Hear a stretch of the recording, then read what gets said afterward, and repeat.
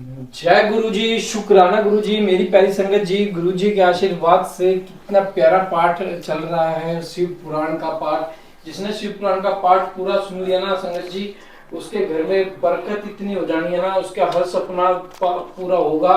क्योंकि शिव पुराण का पाठ के स्टार्टिंग में ये लिखा हुआ कि बिंदुक जो है ना, बिंदुक को जो श्राप मिला था, जो एक बिंदुक को पर्वत पे जाके पिशाच बन गया था। तो शिव पुराण का ही एक मात्र उपाय बता रहा कि जिसने शिव पुराण सुन लेना, उसके जन्मों जन्मांतर के पाप खत्म हो जाते हैं और वो एक नई जीवन शैली में प्रवेश करता है और एक नया जीवन का उदय होता है। तो संगत जी, आप भी शिव पुराण को अंत तक जरूर सुनिए। हर शिव पुराण में गुरु जी की ब्लेसिंग होती है। आज गुरु जी की ब्लेसिंग इस वाले स्वरूप में है, पीले चोले वाले में। आप पहचानिए, आप लास्ट तक कमेंट करिए तो आपको पता चलेगा गुरु जी किस रूप में आज दर्शन दे रहे हैं। ठीक है संगत जी। और संगत जी, एक बहुत विशेष सूचना, हमने मंत्र जाप जो रिकॉर्ड किया था गुरु जी का 108 टाइम्स, वो पूरा कंप्लीट हो चुका है। कल या परसों तक वो चैनल पे लाइव हो जाएगा। तो आप उसको प्यार दीजिए, अपने घर में सुबह शाम गुरु जी का मंत्र सुनिए। जय गुरु जी, शुक्राना गुरु जी। आइए पाठ को शुरू करते हैं गुरु जी के आशीर्वाद से। ओम नमः शिवाय। शिव जी सदा सहाय। ओम नमः शिवाय। गुरु जी सदा सहाय। जय गुरु जी। जय गुरु जी। ब्रह्मा जी से दक्ष की अनुमति पाकर देवताओं और मुनियों सहित भगवान शिव का दक्ष के घर जाना, दक्ष द्वारा सबका सत्कार तथा सती और शिव का विवाह। ब्रह्मा जी कहते हैं कि नारद तदंतर में हिमालय के कैलाश शिखर पर रहने वाले परमेश्वर महादेव शिव को लाने के लिए प्रसन्नतापूर्वक उनके पास गया और उनसे इस प्रकार बोला, वृषभ ध्वज सती के लिए मेरे पुत्र दक्ष ने जो बात कही है उसे सुनिए और जिस कार्य को वे अपने लिए असाध्य मानते हैं उसे सिद्ध हुआ ही समझिए। दक्ष ने कहा कि मैं अपनी पुत्री भगवान शिव के ही हाथ में दूंगा, क्योंकि उन्हीं के द्वारा यह उत्पन्न हुई थी और शिव के साथ सती का विवाह हो, यह कार्य तो मुझे स्वतः ही अभिष्ट है।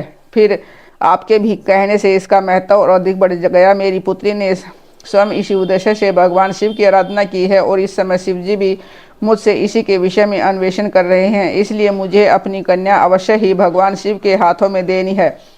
विधाता वे भगवान शंकर शुभ लगन और शुभ मुहूर्त में यहाँ पधारें, उस समय मैं उन्हें शिक्षा के तौर पर अपनी यह पुत्री दे दूंगा। वृषभ ध्वज मुझसे दक्ष ने ऐसी बात कही है, अतः आप शुभ मुहूर्त में उनके घर चलिए और सती को ले आइए। मुनि मेरी यह बात सुनकर भक्त वत्सल रुद्र लौकिक गति का आश्रय ले हंसते हुए मुझसे बोले, संसार की सृष्टि करने वाले ब्रह्मा जी, मैं तुम्हारे और नारद के साथ ही दक्ष के घर चलूंगा, अतः नारद का स्मरण करो। अपने मरीचि आदि मानस पुत्रों को भी बुला लो। विधे मैं उन सब के साथ दक्ष के निवास स्थान पर चलूंगा, मेरे पार्षद भी मेरे साथ होंगे। नारद लोकाचार के निर्वाह में लगे हुए भगवान शिव के इस प्रकार आज्ञा देने पर मैंने तुम्हारा और मरीचि आदि पुत्रों का भी स्मरण किया है। मेरे याद करते ही तुम्हारे साथ मेरे सभी मानस पुत्र मन में आदर की भावना लिए शीघ्र ही वहां आ पहुंचे। उस समय तुम सब लोग हर्ष से उत्फुल्ल हो रहे थे। फिर रुद्र के स्मरण करने पर शिव भक्तों के सम्राट भगवान विष्णु भी अपने सैनिकों तथा कमला देवी के साथ गरुड़ पर आरूढ़ हो तुरंत वहां आ गए। तदंतर चातुर्मास के शुक्ल पक्ष की त्रयोदशी तिथि में रविवार को पूर्वा फाल्गुनी नक्षत्र में मुझ ब्रह्मा और विष्णु आदि समस्त देवताओं के साथ महेश्वर ने विवाह के लिए यात्रा की। मार्ग में उन देवताओं और ऋषियों के साथ यात्रा करते हुए भगवान शंकर बड़ी शोभा पा रहे थे। वहां जाते हुए देवताओं मुनियों तथा आनंद मगन मन वाले प्रथम गणों का रास्ते में बड़ा उत्सव हो रहा था। भगवान शिव की इच्छा से वृषभ व्याघ्र सर्प जटा और चंद्रकला आदि सब के सब उनके लिए यथा योग्य आभूषण बन गए। तदंतर वेग से चलने वाले बलवान बलिवर्द नंदीकेश्वर पर आरूढ़ हुए महादेव जी श्री विष्णु और देवताओं को साथ लिए क्षण भर में प्रसन्नतापूर्वक दक्ष कर जा पहुंचे। वहां विनीत चित्त वाले प्रजापति दक्ष समस्त आत्मीय जनों के साथ भगवान शिव की अगवानी के लिए उनके सामने आए। उस समय उनके समस्त अंगों में हर्ष जनित रोमांच हो रहा था। स्वयं दक्ष ने अपने द्वार पर आए हुए समस्त देवताओं का सत्कार किया। वे सब लोग सुरश्रेष्ठ शिव को बिठाकर उनके पार्श्व भाग में स्वयं भी मुनियों के साथ क्रम से बैठ गए। इसके बाद दक्ष ने मुनियों सहित समस्त देवताओं की परिक्रमा की और उन सब के साथ भगवान शिव को घर के भीतर ले आए। उस समय दक्ष के मन में बड़ी प्रसन्नता थी। उन्होंने सर्वेश्वर शिव को उत्तम आसन देकर स्वयं ही विधिपूर्वक उनका पूजन किया। तत्पश्चात श्री विष्णु का मेरा ब्राह्मणों का देवताओं का और समस्त शिवगणों का भी यथोचित विधि से उत्तम भक्तिभाव के साथ पूजन किया। इस तरह पूजनीय पुरुषों तथा अन्य लोगों सहित उन सब का यथोचित आदर सत्कार करके दक्ष ने मेरे मानस पुत्र मरीचि और मुनियों के साथ आवश्यक सलाह दी। इसके बाद मेरे पुत्र दक्ष ने मुझ पिता से मेरे चरणों में प्रणाम करके प्रसन्नतापूर्वक कहा, प्रभु आप ही वैवाहिक कार्य कराए। तब मैं भी हर्ष भरे हृदय से बहुत अच्छा कहकर उठा और सारा वो कार्य कराने लगा। तदंतर ग्रहों के बल से युक्त शुभ लगन और मुहूर्त में दक्ष ने हर्षपूर्वक अपनी पुत्री सती का हाथ भगवान शंकर के हाथ में दे दिया। उस समय हर्ष से भरे हुए भगवान वृषभ ध्वज ने भी वैवाहिक विधि से सुंदरी दक्ष कन्या का पाणी ग्रहण किया। फिर मैंने, श्री हरि ने, तुम तथा अन्य मुनियों ने, देवताओं और प्रथम गणों ने भगवान शिव को प्रणाम किया और सबने नाना प्रकार की स्तुतियों द्वारा उन्हें संतुष्ट किया। इस समय नाच गाने के साथ मान उत्सव मनाया गया। समस्त देवताओं और मुनियों को बड़ा आनंद प्राप्त हुआ। भगवान शिव के लिए कन्यादान करके मेरे पुत्र दक्ष कृतार्थ हो गए और शिव प्रसन्न हुए तथा सारा संसार मंगल का निकेतन बन गया। सती और शिव के द्वारा अग्नि की परीक्षा, श्री हरि द्वारा शिव तत्व का वर्णन, शिव का ब्रह्मादि को दिए हुए वर के अनुसार वेदी पर सदा के लिए अवस्थान था। शिव और सती का विदा हो कैलाश पर जाना। ब्रह्मा जी कहते हैं कि नारद कन्यादान करके दक्ष ने भगवान शंकर को नाना प्रकार की वस्तुएं दहेज में दी। यह सब करके वे बड़े प्रसन्न हुए। फिर उन्होंने ब्राह्मणों को भी नाना प्रकार के धन बांटे। तत्पश्चात लक्ष्मी सहित भगवान विष्णु शंभु के पास हाथ जोड़कर खड़े हुए और बोले, देव देव महादेव दया सागर प्रभु तात, आप संपूर्ण जगत के पिता हो। सती देवी सबकी माता है। आप दोनों सत्पुरुषों के कल्याण तथा दुष्टों के दमन के लिए सदा लीला पूर्वक अवतार ग्रहण करते हैं।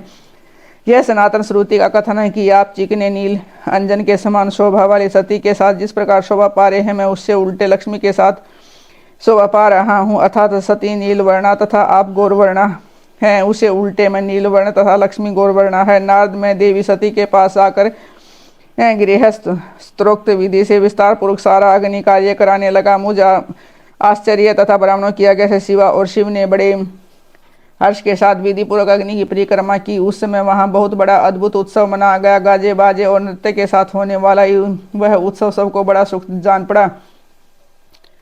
तदंतर भगवान विष्णु बोले, सदाशिव मैं आपकी आज्ञा से यहाँ शिव तत्व का वर्णन करता हूँ।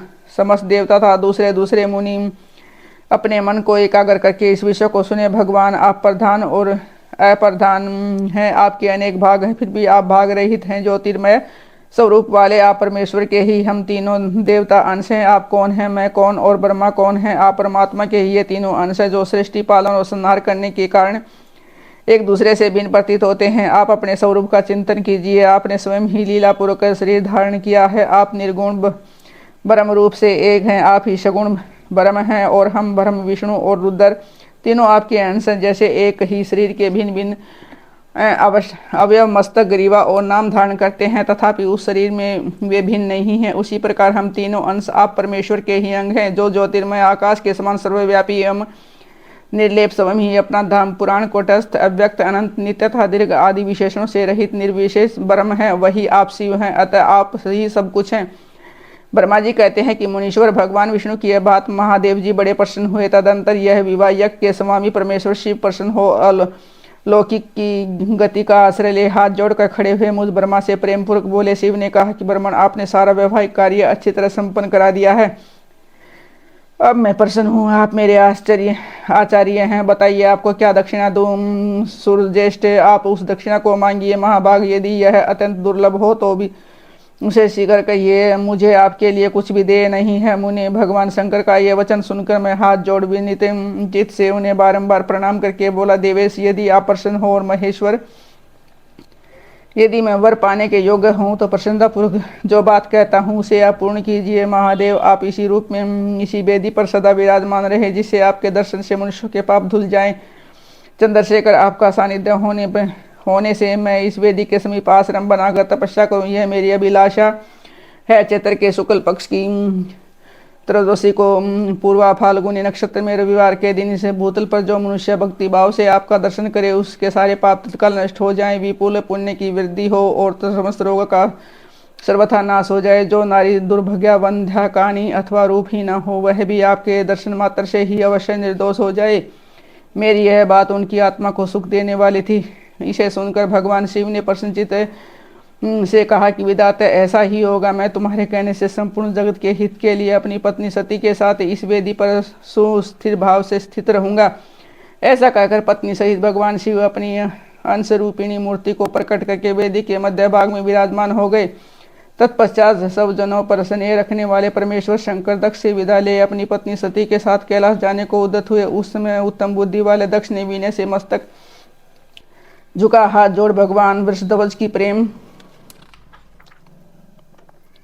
पूर्वक स्तुति की। फिर श्री विष्णु आदि समस्त देवता, मुनि और शिवगणों ने नमस्कार पूर्वक नाना प्रकार की स्तुति करके बड़े आनंद से जय जयकार किया। तदंतर दक्ष की आज्ञा से भगवान शिव ने प्रसन्नता पूर्वक सती को वृषभ की पीठ पर बैठाया और स्वयं भी उस पर आरूढ़ हो भगवान हिमालय पर्वत की ओर चले। भगवान शंकर के समीप उस पर बैठी हुई सुंदर दांत और मनोहर हास वाली सती अपने नील श्याम वर्ण के कारण चंद्रमा में नीली रेखा के समान शोभा पा रही थी। उस समय वह नव दंपति की शोभा देख श्री विष्णु आदि समस्त देवता, मरीचि आदि महर्षि तथा दूसरे लोग ठग से रह गए, हिल डोल भी न सके तथा दक्ष भी मोहित हो गए। तत्पश्चात कोई बाजे बजाने लगा और दूसरे लोग मधुर स्वर से गीत गाने लगे। कितने ही लोग प्रसन्नता पूर्वक शिव के कल्याणमय उज्ज्वल यश का गान करते हैं, उनके पीछे पीछे चले। भगवान शंकर ने बीच रास्ते में दक्ष को प्रसन्नता पूर्वक लौटा दिया और श्रवण प्रेमाकुल हो प्रथम गणों के साथ अपने धाम को जा पहुंचे। यद्यपि भगवान शिव ने विष्णु आदि देवताओं को विदा कर दिया था, तो भी वे बड़ी प्रसन्नता और भक्ति के साथ पुण्य उनके साथ हो लिए। उन सब देवताओं को प्रथम गणों तथा उनकी पत्नी सती के साथ हर्ष भरे शुभ हिमालय पर्वत में शोभित अपने कैलाश धाम में जा पहुंचे, जहां जाकर उन्होंने देवता, मुनि तथा दूसरे लोगों का बहुत आदर सम्मान करके उन्हें प्रसन्नतापूर्वक विदा किया। शंभु की आज्ञा ले वे विष्णु आदि सब देवता तथा मुनि नमस्कार और स्तुति करके मुख पर प्रसन्नता की छाप लिए अपने अपने धाम को चले गए। सदाशिव का चिंतन करने वाले भगवान शिव भी अत्यंत आनंदित हो हिमालय के शिखर पर रहकर अपनी पत्नी दक्ष कन्या सती के साथ विहार करने लगे। सूत जी कहते हैं, मुनियों, पूर्व काल में स्वयंभू मनवंतर में भगवान शंकर और सती का जिस प्रकार विवाह हुआ है, यह सारा प्रसंग मैंने तुम्हें कह दिया है। जो विवाह काल में यज्ञ में तथा किसी भी शुभ कार्य के आरंभ में भगवान शंकर की पूजा करके शांत चित्त से इस कथा को सुनता है, उसका सारा कर्म तथा वैवाहिक आयोजन बिना किसी विघ्न बाधा के पूर्ण होता है और दूसरे शुभ कार्य भी सदा निर्विघ्न पूर्ण होते हैं। यह शुभ उपाख्या को प्रेम पूर्वक सुनकर विवाहित होने वाले कन्या भी सुख, सौभाग्य, सुशीलता और सदाचार आदि सद्गुणों से संपूर्ण साध्वी, स्त्री तथा पुत्रवती होती है।